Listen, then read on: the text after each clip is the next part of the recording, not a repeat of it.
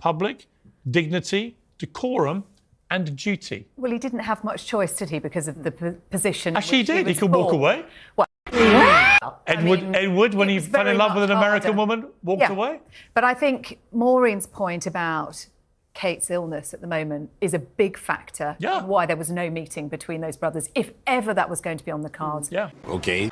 Because he is so protective over his wife, and there is no trust there. There is no trust that any conversations that happen aren't going to be briefed out. Harry even wrote, just to remind everybody, That doesn't make sense. Harry even wrote about private conversations with his father and his brother at Prince Philip's funeral site in the grounds of Frogmore House, when his father apparently said, "Don't make my last years a misery." Think about that for a moment. Okay.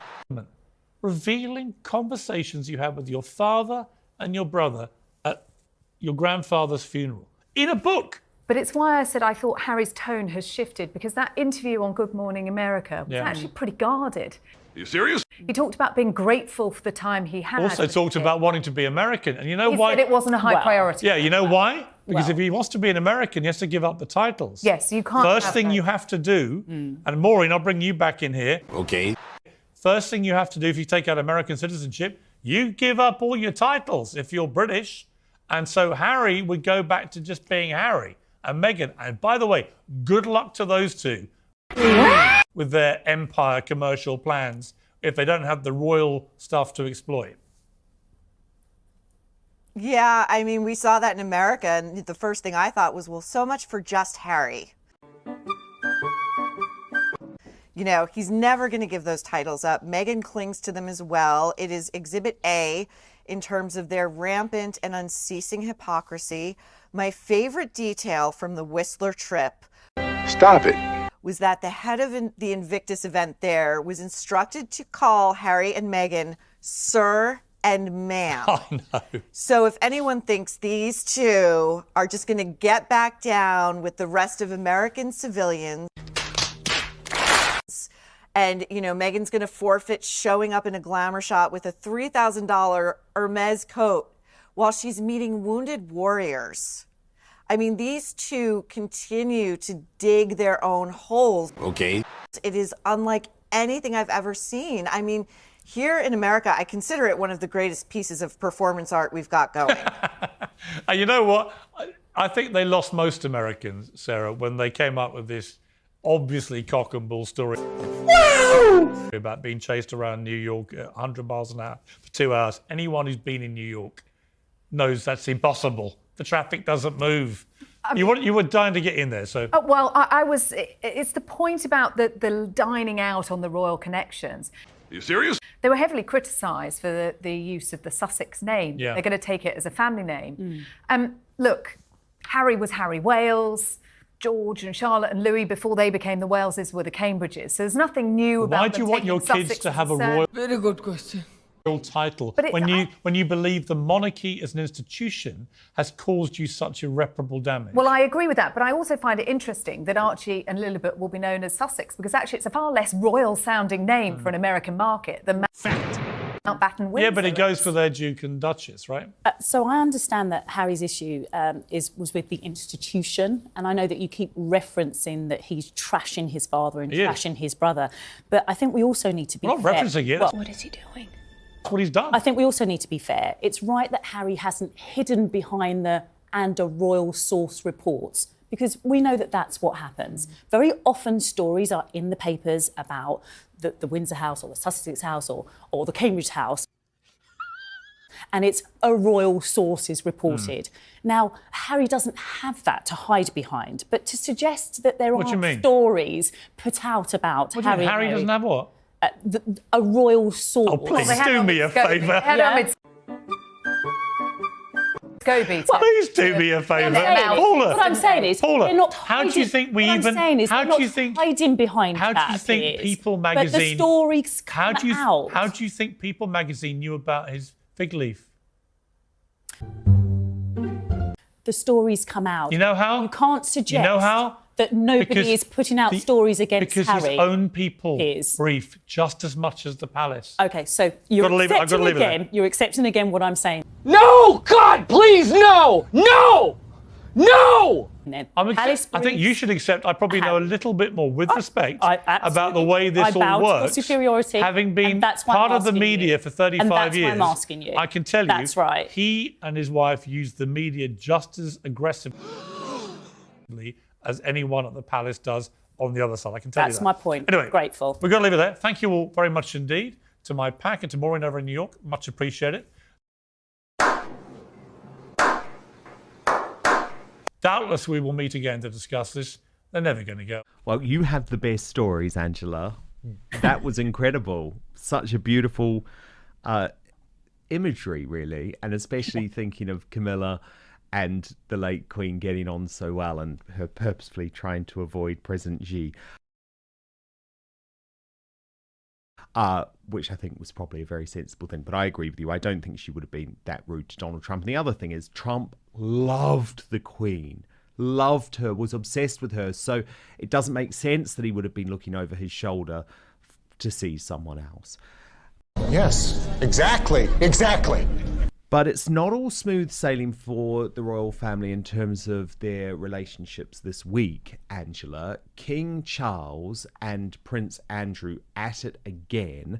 This is after the revelation in The Sun that the King has axed Andrew's private security team at Windsor, which piles on the pressure for him to quit his 31-room property, the Royal Lodge. What?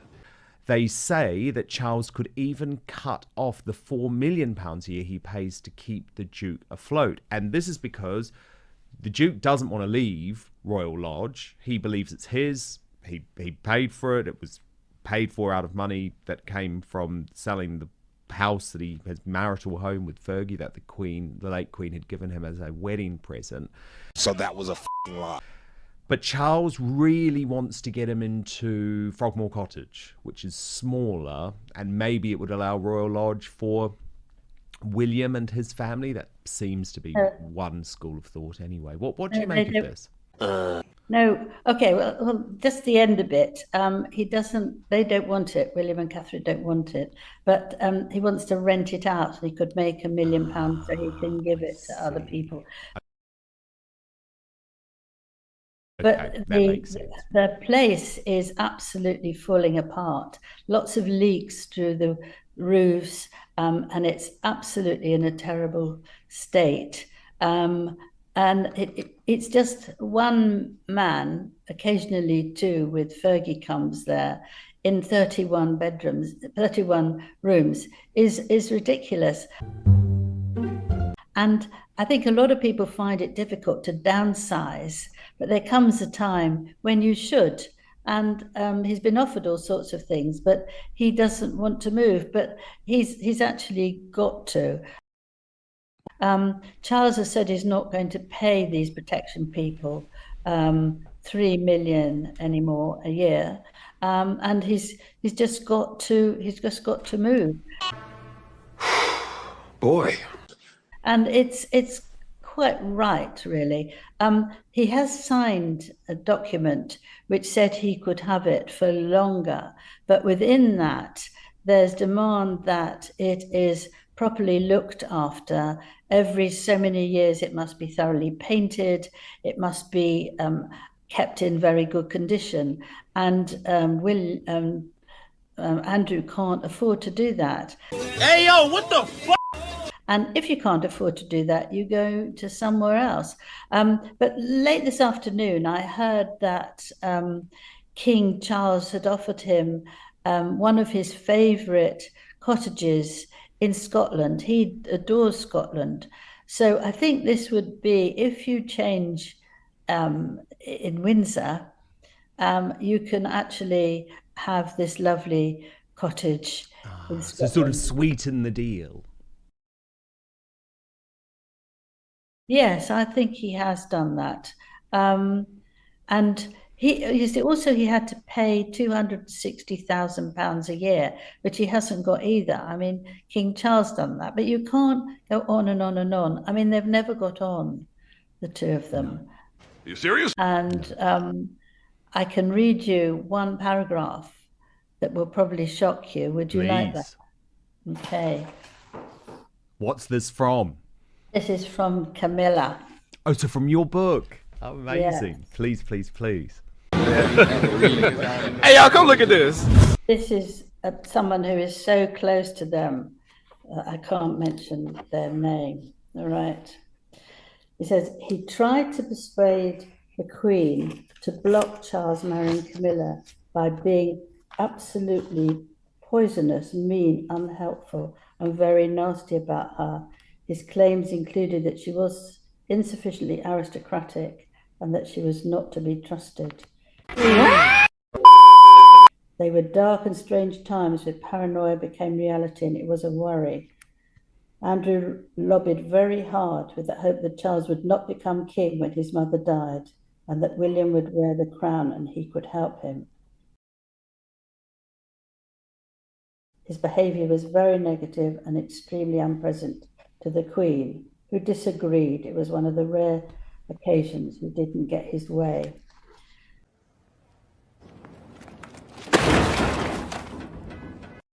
So they weren't the best of friends. So he should be jolly grateful that King Charles is giving him money up to now. But there must be a line drawn underneath it.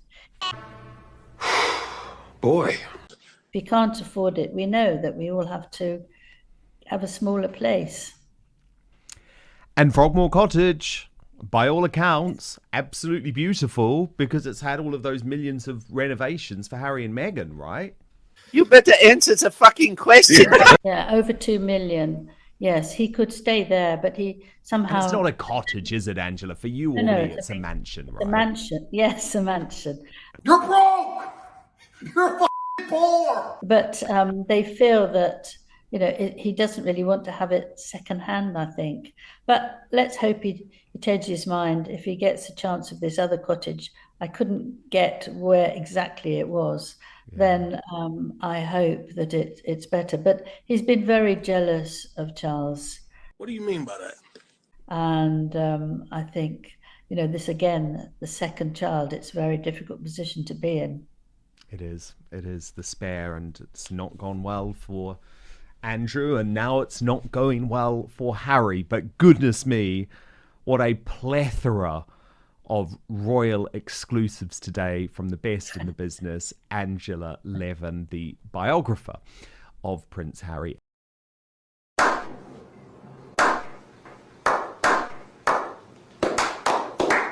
And as we just saw there, Queen Camilla. We will speak next week, Angela. Thank you so much. Lovely. Thank you. Nice. Thank you so much for watching Dan Wootton Outspoken. Please do subscribe if you want lots more clips and interviews like that. Plus, if you want to watch our totally uncensored after show, then visit www.outspoken.live.